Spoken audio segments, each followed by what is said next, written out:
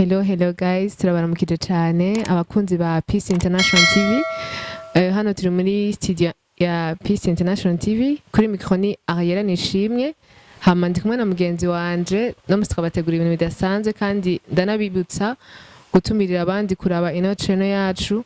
Ugire subscribe, ugire na like, ucugira na share. Reka nakire umugenzi wanje hano turi kumwe, karibu. Merci beaucoup. Masabo Janvier kurundi ruhande. Murakoze cyane gose. Niturandira ariko twagomba kwibutsa ko tubakunda cyane. Turabishimiye abakomeza kudukurikirana, turahari ku bwanyu n'ubu tubafitiye ibindi bintu byinshi byiza. Uno munsi rero tugiriye ko turafise umutumire hano muri studio yacu, twatewe iteka ridasanzwe ryo kugenderwa n'umuntu akomeye, kandi ndabasabe muze kumviriza kino kiganiro musite umutima hamwe. Ni ibintu biza kubafasha cyane gose, kandi ni umuntu wese ababikeneye mu buzima. Rero reka ndamuhe akanya yidondore, yivuga ari we, mumumenye, hama turaza gukomeza ibindi hanyuma. Karibu cyane. Ego, murakoze cyane. Amazina yanje ni Atanazi Ngendakuriyo. Ego. Nkaba nanonosoye ibijanye n'inyifato. Aribyo bita muri rw'igishitsi psychologie clinique. Nkaba sanzwe nkorana n'ishira mwito Kapame Foundation. Isanzwe rifasha abantu bagendana ibibazo byo mu mutwe bifatiye ku ihungabana, ngabo cyane cyane mu nzego z'umutekano. Okay, murakoze cyane, turabahaye ikaze kandi turishimiye cyane kubona mwashoboye kutwitaba. Karibu cyane. Abakunzi bacu mwumvise ko ari umuntu adasanzwe, nibaza ko uri mu psychologue canke clinician. Okay, numva ari ibintu byinshi cyane. Karibu cyane. None no munsi turafise ibintu byinshi cyane kubabaza. Harimo ibintu byinshi by'ikiganga ndabyumva. Mufise ibintu byinshi mufasha abantu, kandi iyo nayo n'ingabire idasanzwe. Burya se umuntu wese ashobora kubishobora. Ego, none ndumva ko mwatubwiye ibintu byinshi. Mwebwe ahanini muhora mufasha abantu kuvyerekeye iki? Igisata mukurikirana cyane, umuntu aba yagize ikibazo kihuza kubitura. Karibu. Murakoze cyane. Nagomba guhera ku kintu gisanzwe kimenyerewe cyane muri kino gihugu cacu. Ni ikintu kunda gutera ingorane. Abarundi batari bake mugabo batazi ko ingorane bafise ziva kuri ico kintu. Nanifuje ko n'umunsi twoganira ku kintu kijanye n'uruhagarara, aribyo bita stress mu rurimi rw'igishitsi. Ego. Uruhagarara mbega niki abantu bavanga uruhagarara? Turaza kuraba ingene rutera ibibazo vyinshi. No munsi abantu batonda baja kwa muganga kenshi bagenda bajanywe n'ubwo ruhagarara, ariko ntibazi ko ari byo bibajana kwa muganga, kuko ari ibintu bitamenyerewe muri kino gihugu. Uruhagarara ni iki? Uruhagarara ni gihe umuntu ashikirwa n'ikintu kitameze neza canke kimeze neza, turaza kurabira hamwe, hama agashika ahantu bimugora ingene ashobora kuvyitwaramwo. Ndaza kubabwira rero ubwoko bubiri bw'ubwo ruhagarara. Ubwa mbere hari uruhagarara umuntu ashobora kugira yatewe n'ibibazo kanaka, ariko bikamara umwanya mutoya, aribyo bita mu gifaransa stress aigu. Hakaba n'uruhagarara umuntu ashobora kurugira ariko rukamamwo, umuntu akagawamamwo, arico bita stress chronique. Rero ibyo bintu bibiri iyo bidatunganijwe neza, umuntu bashobora kubimenya, ashobora kubana navyo neza, biraheza bikamutera ingwara zo kwa muganga. Turaza kubirabira hamwe, ko ndazi ko abarundi benshi baza kwivuza stress mu kibanza cyo kuja kwivuza izindi ngwara. Rero nkiri mu gusigura urwo ruhagarara, ruba ryari kenshi ruba hariho agahimba k'umubiri kari hejuru y'ifyigo bita adrenaline mu gifaransa. Ako kantu iyo umuntu yagize uruhagarara nk'ubu bishitse, ukumva par exemple birashitse bararashe urusase hajya canke uratsitaye inori ravuye amaraso, ako gasaho karimwo ico no kwita hormone mu gifaransa, gaca gahita kisuka mu maraso. Iyo kisutse mu maraso rero ni hajya muca wumva umuntu umutima uri kuratera cyane. Yego. Umuntu ukabona ariko arahemagurika nk'uko umenga avuye kwiruka ku ikoreje hariya hejuru kandi atigeze ava mu kibanza yari arimo. Cyangwa ukabona umuntu ariko arabira intuguta indugumba atigeze yiruka ata kintu na kimwe kiranga kubira indugumba camuteye kubira indugumba. Urwo ruhagarara nirwo navuze ko rushobora gushika ugasanga uruhagarara ubwa mbere rumara umwanya mutoya. Nk'ubu ndiko ndaza hano nagize uruhagarara. Aho naciye mu nzira hariho imiduga myinshi ntivyanyorohera ari nyene nshobora gukebanuka ngo nze aho mukorera. Canagira uruhagarara rero nico gituma ninjiye ngaha mubona mfise indugumba nyinshi. Ubwo n'uruhagarara mugabo maze gushika ngaha ubwo ruhagarara rwacira uruhagarara nico gituma mbona n'indugumba yahagaze. Ubwo rero ntaco ruheza ngo gwice umubiri w'umuntu, ntaco gwica iyo stress aiguë ni stress twamamwe mu buzima bwa misi yose. Kandi iyo stress kenshi banavuga ngo ni stress positif. Hari igihe iba positif kuko hari igihe bishika nk'ubu dufate uri mu kazi umukoresha ariko aragusaba raporo ko itanga ku mwanya agaca kwandikira ka message ahubwo ati raraba sigaye iminota mike yango utange raporo kagasaho kari hejuru y'ifyigo gaca kisuka mu maraso gaca guhereza inguvu ugaca ukora raporo ufise energy canke inguvu utari ufise. Nkaho urumva ko urosi inguvu ziza gufasha gukora raporo mugabo ya raporo yitanze kagasaho ntigaheza basubira kisuke mu maraso gaca gahagarika ibikorwa. Rero ngarutse ndiko ndegeranya ndiko ndasigura uruhagarara carico no kuvuga yuko ubwo ruhagarara umwanya mutoya nta ngaruka mbi rutera. Urashobora kuba gwiza na rubi ariko nta ngaruka mbi rutera. Ariko uruhagarara gwamaho ubwo rero nirwo ruheza rugatera ingwara turaza kubibona inyuma gatoya aribyo bita muri psychologie psychosomatisation. Psychosomatisation ni gihe ibibazo wabonye wumvise biheza bikagukwegera ingwara zo ku mubiri zigaragara. Turaza kubiraba. Rero nk'akarorero k'uruhagarara gwamaho ushobora kuba ufise umuntu mufite ico mupfa haba ku kazi canke muhira. Wagenda ku kazi ukabuze ko wa muntu musanga mu biro ico gihe kagasaho gaca gatangura kwisuka mu maraso utangura kugira ubwoba.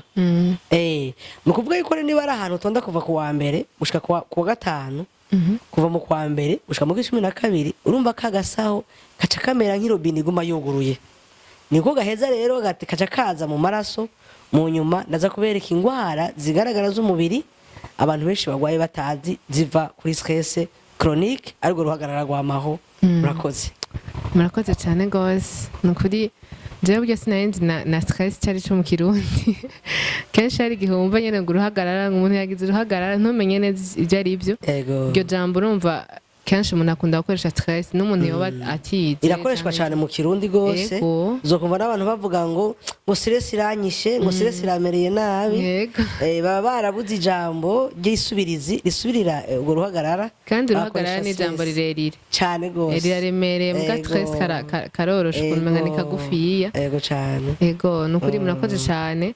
Tumva ko utubwiye novuga ko ari amatipe abiri ya stress hariho aigu na chronique. Uruhagarara gwamaho n'uruhagarara ruza umwanya mutoya. Nk'ubu watubwiye ko mukuza ngaha wagize nagize uruhagarara mugabo nagize uruhagarara gwa mbere gw'umwanya mutoya. Niyo aigu.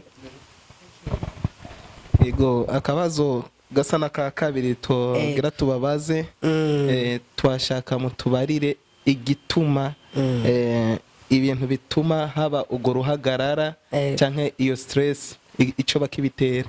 Murakoze cyane. Stress rero itegwa n'ibintu byinshi ariko ndaza kuvuga bikuru bine gusa vyikubiyemo byinshi. Ugo ruhagarara ubwa mbere rurashobora gushikira umuntu mu gihe yagize ico kwita mu Gifaransa la perte de sens de contrôle.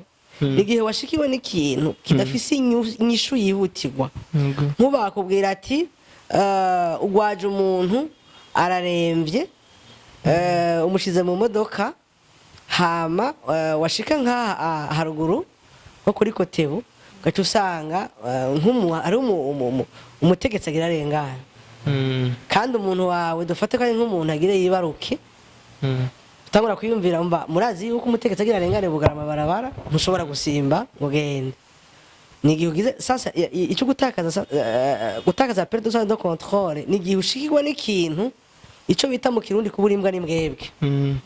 Ukabura ico ufata ukabura n'ico ureka. Nk'ubu ufise umwana baramwirukanye ku ishuri nta minerval ufise, kandi uwo mwana ntatahura yuko uri umuvyeyi wabuze minerval. Rwa ruhagarara ruca ruza ruvuga ko akagasaho kitwa adrenaline kaca kisuka mu maraso. Ica kabiri ni igihe ushikiwe n'ikintu utari witeguriye, ico bita imprévisibilité mu gifaransa. Nk'ubu kagenda kwa muganga bagaca kubwira ati urazi ko urwaye indwara y'umutima. Urumva ntayo waruzi, nta n'ibimenyetso wari ufise, wari usanzwe ugiye kwa muganga bisanzwe gusa, bagaca kubwira indwara, kandi indwara uzi kidakira. Canke kandi karorero katuma wumva ikintu utari witeze, aho nahone kagasaho karimwo rwaruzi ariyo adrenaline kaca kisuka mu maraso. Ikindi kintu cotuma ugira uruhagarara, erega n'ibintu bishasha ni nouveauté ziratuma umuntu agira uruhagarara naho aba ari vyiza. Nk'ubu unya urashobora kuba nk'ubu kumva barakubwira ati urazi yuko bahejeje kukwafisha ugire ubu mushikiranganje. Aha bikubwira unyene twicaye ngaha, wotangura kubuyabuya ukarondera washize ikaramu kayibura, ukatangura kuraba ko wasobetse, utangura no kwanka kwemera ivyo bariko barakubwira. Iyo haje nouveauté tari witeguriye nayo ne kagasaho gaca kisesa mu maraso. Hama ikindi ca kane gituma ugira ugo ruhagarara ni ikintu bita mu gifaransa ego menacé. Ego menacé ni nka kujya kuntu bakuvugira ikintu kitari cyo, ko bakavuga ati tuhejeje kukubona kuri bata uri kurakora mu mufuko w'abantu wari kuriba. Urazi ko hari ama montage bagukorera montage mufuko wawe bakawushira mu muntu neza, ukazubibona yuko birasikira ku marezo sociaux. Ntibigeze uva ngaha mu biro mugabo ishusho yawe irikirasirikira aho nyene kagasaho gaca kisuka ku murindi mwinshi. Kandi ivyo rero abarundi benshi barabigwaye, ibintu bifatiye ku ma deception, ibintu bifatiye kuremenanirizwa. Ukumva baravuze ati yo hewe twakubonye uri kumwe naka, uwo muntu akabazwi nabi. Yo twakubonye mu kibanza iki niki niki, kandi aho hantu kavuze ko bahazwi nabi. Ugasanga umuntu akeneye kukugirira nabi. Murabona avec les réseaux sociaux zino munsi nico bita ego menacé. Ego menacé no kuremenaniriza, bakavuga ikintu kibi utakoze, ukicumva kagasaho kaca kamera nk'irobine gaca gasura kisuka mu maraso. Nivyo novuga inzira nka zine ubwo ruhagarara rushobora kuzanana vyabaye.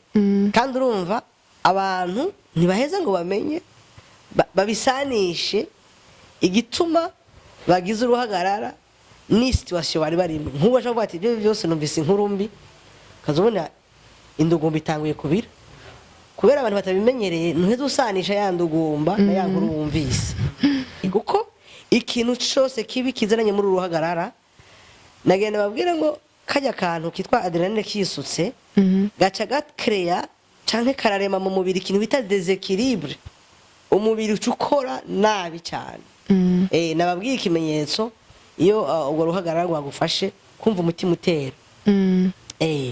Ubisanzwe mu byo kwa muganga, iyo umutima ukora ko kumva uri kuratera ubugwayi, uko Imana yarawushize ahantu ushobora gutera ntumve kuri kuratera. Ariko uzumva iyo ugize uruhagarara urakubita kujya kw'ingoma bu bu bu, kuburyo n'umuntu ari ruhande yawe ashobora kumva umutima uri kuratera. Hajya rero ni ya adrenaline iba yisutse mu maraso. Hama umutima uri kurapompa amaraso uyatwara mu mutwe. Bisanzwe mu mutwe niho hantu hambere hatemewe ko hagenda ikintu kitari amaraso. Umva rero mu mutwe hacagira ntacaja y'amaraso bakajayo na adrenaline, kandi baravuga ko adrenaline imeze nka acide. Ikigenda rero mu mutwe, umutwe ucumera nk'uborewe. Umaze kuboregwa ututangura kubera cerveau ariyo igira iheza igatanga amakuru mu mubiri. Nk'ubu niba ndugije ukuboko gutya nuko cerveau ariyo yabikomanze, niba ngize ukuguru gutya ni cerveau yabikomanze, niba ndiko ndavuga no kubera cerveau yanje imeze neza. Iyo rero iyo adrenaline duze ico utuma cerveau iboregwa igaca ikoresha nabi ibihimba by'umubiri bigakora nabi. Murumva yuko uruhagarara ikintu kibi cyane, ikintu cisha abarundi benshi, ariko ntikindi bazi ko cyo kibisha. Yego, murakoze cyane gose. aho je nagendagira ibibazo byinshi cyane. None iyo adrenaline ntushobora gukora mu gihe wagize irya stress aigu watubwiye ko irya itagumaho nk'ubu urumva wagize stress gatoya nyene mu nyuma none harya adrenaline ishobora kugira iramanuka itandukaniro ho iramanuka hama rwa ruhagarara wagira nka yambute yaje yahera gaca gasubira kakiyugara.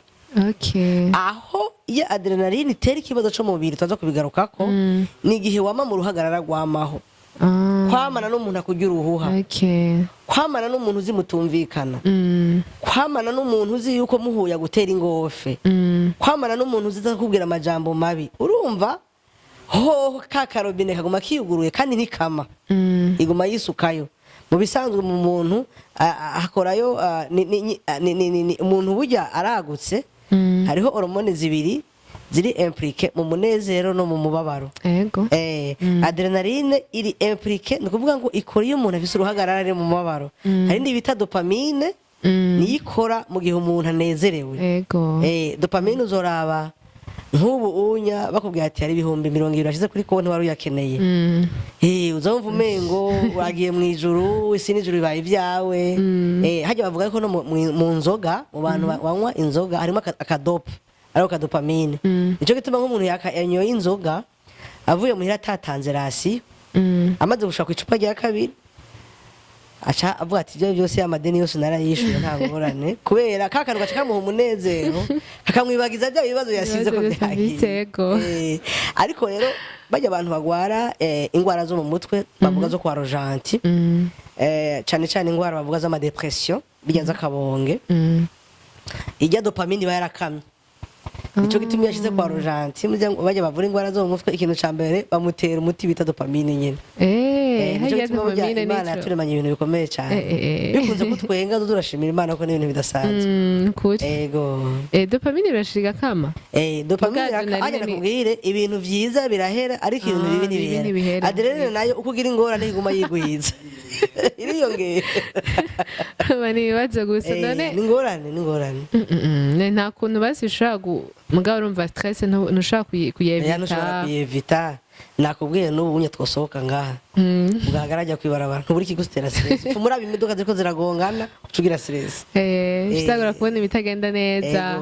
Niyo mpamvu nka twebwe twize inyifatiyo duhanura abantu tubigisha kubana nayo kugira ngo ntibatere izo ngaruka mbi z'umubiri kuko hari ukuntu bana nayo ntibutera ingaruka mbi z'umubiri turaza kubigarukako. Murakoze cyane. Hari ikindi kibazo mfise mbega nibiki bishikira umuntu yagize uruhagarara canke stress? Murakoze cyane.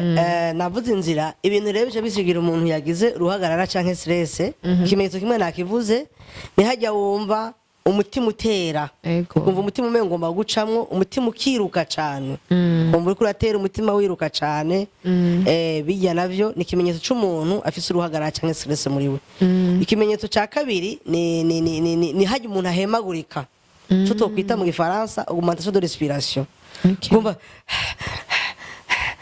ntiwigeze uva ngaha mugabo umuntu aguhereza inkuru imwe gusa ukumva uri kurahemagurika ukamenga uvuye kwiruka izege kandi utigeze uva ngaha i Bujumbura. Ikindi kimenyetso gira gatatu ibimenyetso byinshi ariko kumvuza umwanya ndavuga bitatu gusa ibindi nyango tuzobivuga mu kindi kiganiro. Nico bita mu gifaransa hypervigilance kwa mugavye. Niba ariho nk'umuntu agutuka wabona n'impuzu yiwe n'umuntu yambaye impuzu isa n'iyiwe ugatangura umutima ugasimba kandi atari we. Kwa mugavye nukuvuga ko ni ibimenyetso bigaragaza ko umuntu aba yaragize ya stress chronique akama agabirije nk'uko umengo ca kintu camushikiragira gisubire kimushikire. Muzoraba kenshi mukiri batoya niba hari umuvyeyi akunda kubakubita adodo yagize umuntu adodora wazo mu mutima ugomba gucamo n'igihe utakoze ikosa watangura kwiyagiriza ukavuga ati yo ndagowe paparaje ndagowe mamaraje bivana n'uwakunda gukubita cyane kera. Kwama rero ugabirije ni ikimenyetso cy'umuntu aba yarashikiwe n'izo ngaruka mbi zihagaze kuri urwo ruhagarara ariko gutwita stress chronique. Donc uduhaye ni bikeya mu bisanzwe duhaye. Yego navuze Ni byinshi bikeya cyane. ni ikiganiro ngiracomara ngira ngo nk'iminsi ibiri ndiko ndavuga urumva ndaza kubavuvurira gatoya kugira ngo abadukurikira Ego. umwe wese atangure kubona niba hari ibimenyetso akunda kumva, niba yumva umutima usimba, niba kenshi hari impuzu yabona hanze umutima ugasimba, canke niba hari umuntu yumvise n'izina ryiwe aca yumva agize uruhagarara mu mutima, ni ikimenyetso c'uko urwo ruhagarara rwarabaye igihe kirekire muri we, kandi rugashobora kumutera izindi ndwara z'umubiri tuza kubona mu nyuma. Eske nta muntu atagira stress mu buzima ko tubona abantu baratandukanye? Burya hari igihe tuje no ku maenterrement, igihe tuba twabuze abantu, hari igihe ubona umuntu atarira kandi ugasanga yabuze uwiwe mugabo arababaye, ariko ugasanga ntabyo ubona, ntumenya ngo nyene yababaye muri we, kandi ubona bari ikintu kibabaje, cyangwa ugasanga habaye ikintu c'umunezero ubona umuntu ariko aratwenga umenga n'ibintu bisanzwe. None urumva bose nyene baragira stress, gusa wari uduhejeje kutubwira ngo baratandukanye ukuntu stress abantu bose barayigira, ari nka kurya umuntu yinjiza imwemu ngira zisohora, ari nko guhema. Gusa ikibazo nuko stress canke rwa ruhagarara abantu barugaragaza gutandukanye bivanye n'ico no kwita mu Ifaransa amatemperament. Amatemperament rero ni ikindi kiganiro tuhavuze, fata ikindi kiganiro muga tuzobivuga. Ni type de personnalité abantu bagira ko bavutse batandukanye, ari abo bita basange, ari abo bita aba cholerique, ari abo bita ba mélancolique, ari abo bita ba phlegmatique. Abo bose uko wumva batandukanye iyo migwi, kuko abantu bose baremwe n'Imana ku isi bagabuye muri iyo migwi ine. Rero dufatiye nk'akarorero ngerageje kuvuga gatoya kuri aya matemperament. Abasange biraborohera kugaragaza ibigumbagumba hamwe n'abakorerike. Abo bafise umugwi umwe bita aba extravert, n'umugwi munini w'abantu bashobora gushikiriza ikiri ku mutima. Hama aba melancholique n'aba phlegmatique bakoze umugwi munini bita aba introverti, n'abantu y'ibintu biri muri bo bidakunda kuba bisohora. Nuko rero n'ubijanye na stress, umusange yagize stress akoma induru mu kirundi uramubona, arabigaragara, umusomye no mu maso urabibona. Ariko umu phlegmatique anyingishira indani, ni babandi ibintu bibabamwe bidasohoka. Urumva rero twese turagira stress ariko ruhagarara, ariko bica bitandukanira ku bantu, ku muntu n'uwundi bivanye nimero ari ayo matemperament. Bica bigaragara gutandukanye, tubigaragaza gutandukanye bivanye nimero y'umuntu. Navuze ko ari ikindi kiganiro tuzobiganira ku bijanye nimero z'abantu, ariko stress abantu bose barayigira. Kandi nagenda no kwaka kantu uko kuna abantu batandukanye niyo hageze kuyijera bayijere gutandukanye. Turaza kubigaruka ko ingene stress dutegereza kubana nayo, ariko hatandukanye ingene abantu bashobora kubana nayo. Bashobora kubana nayo ntikugwaze canke ukabana nayo kugwaza bivanye n'ingene ubanye na stress. Ego murakoze cyane. Ego no kuvuga aho nyene turajyaniranya n'akandi kabazo kandi gatoyi, no kuvuga muri izo ka zose zimaze gushika nuko haba hari ibimenyetso bishobora kuranga umuntu yagize uruhagarara canke stress. None umuntu yo bimenya gute? Byo bimeze gute kuri ico? Murakoze cyane. Ndaza kubabwira ibimenyetso by'ubwoko bubiri. Ndababwira ibimenyetso bifatiye ku nyifato, amande babwira ibimenyetso bifatiye ku mubiri. Ubwa mbere ibimenyetso bifatiye ku nyifato ari byo muri psychologie bita trouble de comportement. Umuntu acagira ikibazo gifatiye ku nyifato izananye muri yasire rwa ruhagarara ariyo stress chronique. Ubwa mbere uzosanga umuntu yibagira, ugasanga uwavuye muri saro ugiye mu cumba ushitse ukibagira ikintu ugiye gutora.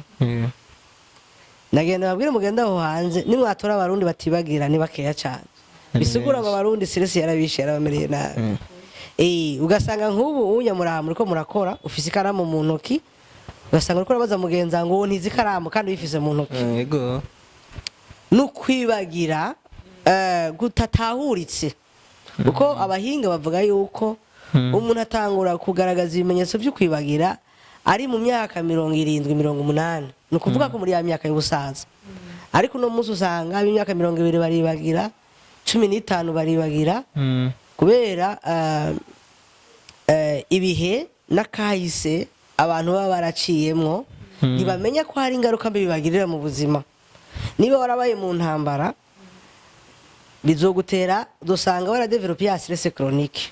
Niba warabaye mu muryango batumvikana barashwana baragwana uzokura ufite stress chronique.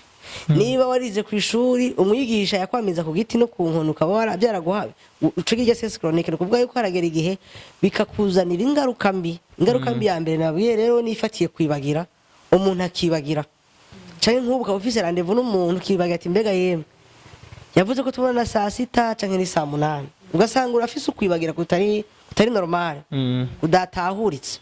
Ikindi kimenyetso gira kabiri ni hajya usanga umuntu agira cyo bita mu Gifaransa difficulté à décider. Ugasanga ukiyumvira wabyutse mu gitondo urafise programme mwe ugasanga kuvuga ati mbasha nje muri ville canke nje mu Buyenzi, ngende mu misa canke nje mu isoko. Ugasanga umunsi wose uraguheranye uri kurabuyabuya wabuze cyo ufata n'icureka. Umuntu rero yamanura uruhagarara wamaho agira ico bita mu Gifaransa difficulté à décider na décida. Ku bantu bakiri batoya umuntu afise n'uruhagarara aragira n'ikibazo cugira ngo ahitemo bazubakana. Usanga ari baje abantu bashaka kugendana n'abantu benshi kavuga ati biga bashize ntware Maria canke ntware Margarita, nze mbane na Yohani canke mbane na Petero. Aragira ico kibazo cyo gufata ingingo kandi ntabimenye ko bifatiye kuri rwa ruhagarara yabayemo mu buzima. Ugasanga n'umuntu ari ngaho adafata ingingo, muzobona abantu badafata ingingo. Umuntu adafata ingingo ugasanga nyene ubuzima bwiwe n'akajagari gusa, navyo biravana kuri urwo ruhagarara rwamaho. Ikindi ego none nta muntu usanga ari mu bintu byinshi, ugasanga ari mu bintu nka byose, ari muri club, ari mu club yo gutamba, ari mu byo kwiga icongereza canke indimi, hamani no mu ari mu tuntu twinshi. None nk'uyo muntu aba afite stress canke ni stress bimutuma, donc ni kwa kudafata ingingo nyene. Oya kuba mu bintu byinshi tuzobiraba ni twavuga bimwe by'amatemperament, tuzoraba rero mu wa mbere n'abantu usanga mu tuntu twishi. Kandi kuba mu bintu byinshi nabyone ni source de stress. Dufate umugumwe uri vice president, ahandi uri secrétaire, ahandi uri trésorier, ahandi uri muri comité ya mariage. Ugasanga bya bintu bigukenera mu ndwi imwe. Ushobora kuba uruhagarara utagora kwiyumvira ati yo saa 8 irageze. Ugasanga ikorwa wategeza ko nturagikora hageze kuja muri association. Washika muri association ibintu byo gutwikurura birageze. Tukumva numva ubwavyo kugira programme nyinshi zidatunganije neza nazo ni source de stress. Nabyo bite guhagarara. Nico gituma umuntu akeneye kubaho neza n'umuntu akeneye kuramba no kwirinda ibintu ndaza kubigaruka ko by'uruhagarara. Ni byiza yuko umuntu agira planification, ibyo bita kugira urutonde. Kuko kubaho utagira urutonde ni inkomoko y'uruhagarara. Abantu rero benshi ntibagira urutonde. Iyo utagira urutonde ukora ibintu byose kandi ubikora nabi kandi ubikorera muri stress. Ico naco ikindi cigwa naco tuzogaruka ko twerekana ibimenyetso by'umuntu atagira urutonde, ingene yonona ibintu n'ingene nawe ne yonona ubwiwe. Kandi uzoraba nk'uburaje kundaba muhira nta programme twari twahanye kazubona nkibe ngo jewe naringire muri ville ngo reka tujane na gende mubaze siruto ba jeune ni gake uzosanga umujene avyutse mu gitondo yandika ibintu aza gukora ku munsi. Ega ufu mu vyandika ariko ntubishike ko mugabo wabiteguye. Ngabo ucume ngo akanyugunyugu uhuye n'uja mu ruvumera bana turenda ruvumera, uhuye n'ugenda kwa Siyoni abujanye no kwa Siyoni. Nukuvuga yuko wewe iyo mbonye umuntu nk'uyu ntangora kumuhereza amanota menshi yuko azomuntu atashazovamwe. Kuko urumva kandi kenshi iyo umuntu rero yagize n'uruhagarara aba ameze nk'agapapiyo k'akanyugunyugu kagenda genda. Uruhagarara uragutuma umengo uri mu bicu, ibintu byose bikorera mu bicu bifise ibirenge biri hasi. Ikindi kimenyetso kiranga umuntu yafise uruhagarara mu by'inyifato ibyo bita mu Gifaransa kuba ufise des anticipations négatives. Anticipations négatives ni hajye umuntu yama mu buzima bwiwe yitara ibibi. Ugasanga umuntu muri ko muraganira akubwira ati naho ndimye je ndazi ko ntazimbura kweri, naho ngiye ku ishuri ndazi ko ntazoheza, aya nayo nzoheza, naho ndayahejeje nta kazi nzoronka, naho ndosa akazi bazonyirukana mu ndwi zibiri, naho ngiye mu rugo sinzorurambiramwo, naho mbyaye abana sinzobarera. Ugasanga umuntu yamana ibyo bita anticipation ofete guhagarara ngaha ukiyumvira ejo mbwa ukahiyumvira mu bintu bibi. Umuntu yamanura uruhagarara rero agira iki kintu cyitwa anticipation negative cyo kugirane cyo kwama muri we hagendera ivyumviro bibi. Hagendera ivyumviro bibi. Naho borasa aho hanze avuga ati nta yindi bahushije jewe kandi ari mu hantu hugaye. Tera urusase rwarondera jewe. Urumva yama mu mutwe wiwe no mu vyumviro vyiwe yama yiherereza ko ivyumviro bibi. Ikindi kintu kiranga umuntu mu by'inyifato kiranga umuntu afise urwo ruhagarara ni ikintu bita mu Gifaransa fatigue permanence kwamana uburuhe budahera. Muze mubaza abantu namwe ushaka kuba bashikira ukaryama akaba atabikorwa wakoze ku murango mugabo ukavyuka wumva urusha ukamengo baraye barakurimisha. Waryamye ntaho mwagwanye waryamye kare wafunguye wajyamye mu gitanda ciza imatera imeze neza mugabo ukavyuka mu gitondo mengo barabera gukubita. Nico bita fatigue permanence nuko amana uburuhe ataco buvuyeko kuko ingene bigenda umuntu aruha kubera ico yaba yakoze. Iyo rero ufise uburuhe ataco wakoze ni kimenyetso kivuga ngo urafise uruhagarara rudahera ruri muri wewe. Ni vyinshi cyane ariko icanyuma no babwira mu bijanye n'inyifato umuntu afise urwo ruhagarara usanga abantu bakunda kwikumira. Usanga abantu bikumira muri no mu nkuru muri ko muratera inkuru ugasanga arabavuyemwe agiye ku ruhande. Kubera usanga bya vyimviro bibi mu biguma mu mutwe wiwe biratuma bimushira kure ukamengo umuntu nk'abandi. Ikindi kintu kimenyetso kibisi ndamusiga kiranga umuntu ayamana urwo ruhagarara yego ishavu. Ishavu rero ni giratwara indege. Umuntu yamana uruhagarara udosanga yamana ishavu ataco rivuyeko. Ari nk'umupapa n'isahani yakoroka gaca afata mu nzu bose akabakubita. Abaho isahani n'imbeba yarengana ugabona abantu bose kabashira kwita no kumabuye ugumana ishavu riri hafi. Ntibara nashikira none ukaryama mu gitanda cawe wenyene mwe ukavyuka wumva muri wewe ufise ishavu ataco ryavuye. Umva nokene ko bwisha umuntu numwe kumva muri wewe hari ico bita mu Gifaransa amertume kumva muri wewe urababaye. Ata muntu mwashwanya to mwavuganye. Iri shavu rero ni kimenyetso ndamusiga c'abantu bafite uruhagarara muri bo. Abantu baragira ishavu gishi cyane ugasanga ni gihe kimenyetso kizokubwira yuko ufite ishavu ri normal ritari normal. Kuko dutegeza kugira ishavu twese birumvikana ariko ishavu ritari normal ni gihe ugira reaction mbi ugira inyifato mbi imbere y'ikintu cagaragaza bategeza kwihanganira kuko niba isahani imenetse ntibisubira guteza kubita abantu bose mu nzu uzogura iyindi. Mugabo umuntu afise iryo shavu usanga abantu bose bacisha kwita no kumabuye wamubaza akishura ingofe kamengo yashwanye n'abantu bose abati mbega waramutse gahembe cyo ntaramuka wambona ntimwashwanye niho mukibonana naco muri ko murapfa yamana ishavu rimeze kujya kwizuru n'umunwa. Nibajya abantu uzokumva mu kirundo kana ngo ujya muntu warafise ingofe. Ingofe riva mu ishavu kandi kenshi abahinga ni